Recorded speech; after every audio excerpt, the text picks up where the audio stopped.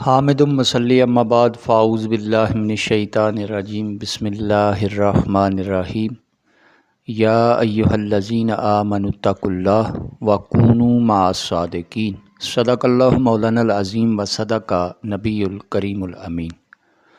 نہایت ہی واجب الاحترام حاضرین و ناظرین اکرام، قرآن مجید اللہ رب العالمین کی لاریب کتاب ہے۔ قرآن مجید کے اندر اوامر ہیں۔ اوامر امر کی جمع ہے اور اس کا معنی ہوتا ہے یہ کرو، اور قرآن مجید کے اندر نواہی ہیں۔ نواہی نہی کی جمع ہے اور اس میں اللہ تعالیٰ کا یہ ارشاد ہے کہ یہ نہ کرو۔ اور قرآن مجید کے اندر قصص ہے، یعنی قرآن مجید کے اندر اللہ نے قصے بھی بیان کیے ہیں۔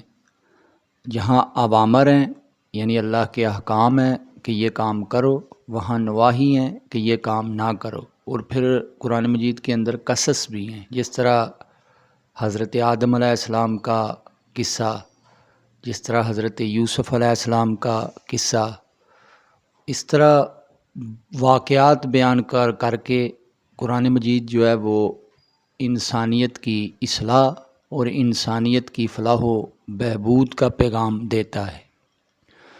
تو اسی طرز کو ہمارے بزرگوں نے بھی لیا، جس طرح مولانا روم رحمۃ اللہ تعالیٰ علیہ ہیں، انہوں نے اپنی مثنوی کے اندر واقعات بیان کیے ہیں اور پھر اس واقعات سے جو رزلٹ نکالا ہے اس میں مسلمانوں کا اور انسانیت کا بھلا ہے۔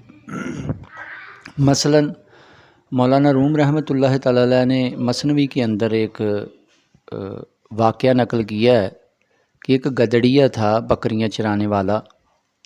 وہ روزانہ بکریوں کو لے کر جنگل میں جاتا اور بکریوں کو جنگل میں چرایا کرتا تھا۔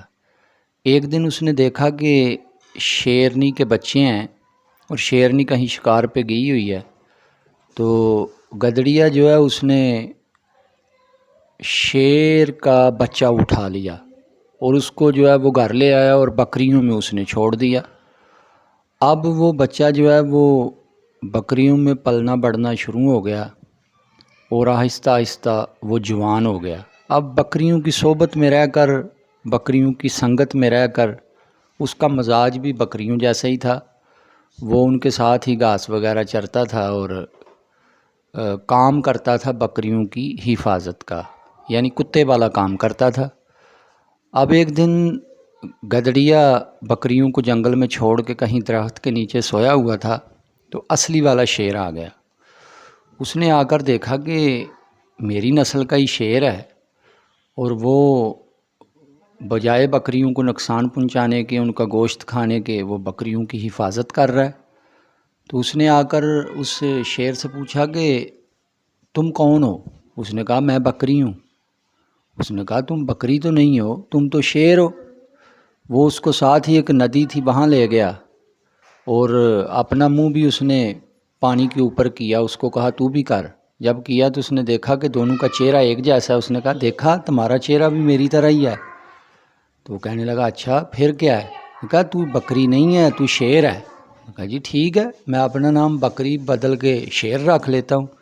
تو وہ اصلی والا جو شیر تھا اس نے کہا نہیں، تیرا نام ہی نہیں بدلا، اب تیرا کام بھی بدل گیا ہے، اس لیے کہ شیر کا کام بکریوں کی حفاظت کرنا نہیں ہوتا، بلکہ ان کا تو گوشت کھانا ہوتا ہے، چیرنا پھاڑنا ہوتا ہے۔ چنانچہ وہ اس کو سمجھا کر چلا گیا۔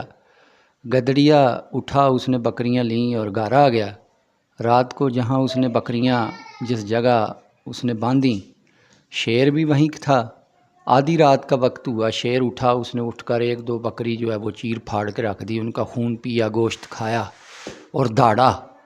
تو داڑ سن کر گدڑیے کی آنکھ کھل گئی، اس نے دیکھا کہ شیر نے تو دو چار بکریاں جو ہیں ان کو چیر پھاڑ دیا۔ تو اب اس نے اس کو کہا اوے بکری، اس نے کہا میں بکری نہیں ہوں۔ اس نے کہا اوے کتے، اس نے کہا میں کتا بھی نہیں ہوں۔ تو گدڑیا کہنے لگا پھر تم کون ہو؟ اس نے کہا جی میں شیر ہوں۔ گدڑی نے کہا تمہیں کس نے کہا ہے، کس نے بتایا ہے؟ تو شیر کہنے لگا آج مجھے بتانے والا بتا گیا ہے اور مجھے میری حقیقت بھی بتا گیا اور میرا کردار بھی بتا گیا ہے۔ اس نے مجھے بتایا ہے کہ شیر کا کام جو ہے وہ بکریوں کی حفاظت کرنا نہیں ہوتی بلکہ بکریوں کا گوشت کھانا ہوتا ہے، اور میں نے ایک رات نہیں گزرنے دی اور اپنا کردار ادا کر دیا۔ تو مولانا روم رحمۃ اللہ تعالیٰ علیہ اس حقائق کو نقل کرنے کے بعد نتیجہ یہ نکالتے ہیں کہ مسلمان جس مقام و مرتبے کا بندہ ہے، مسلمان کو پتہ ہی نہیں کہ اس کا مقام و مرتبہ کیا ہے، اللہ نے اس کو کیا مقام عطا فرمایا ہوا ہے، اور جب تک کوئی اس کو بتانے والا بتاتا نہیں ہے اس وقت تک یہ اپنا کردار ادا نہیں کرتا۔ تو نتیجہ یہ نکلا کہ صحبت جو ہے وہ انسان پہ اثر انداز ہوتی ہے۔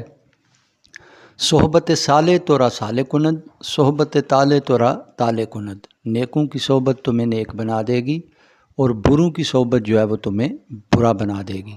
صحبت عالم تورا عالم کند، صحبت ظالم تورا ظالم کند۔ عالم کی صحبت تمہیں عالم بنا دے گی اور ظالم کی صحبت تمہیں ظالم بنا دے گی۔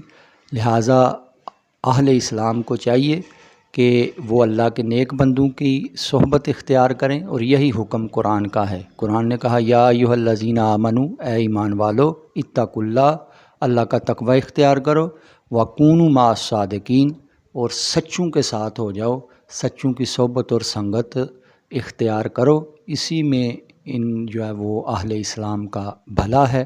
اللہ تعالی ہمیں عمل کرنے کی توفیق عطا فرمائے۔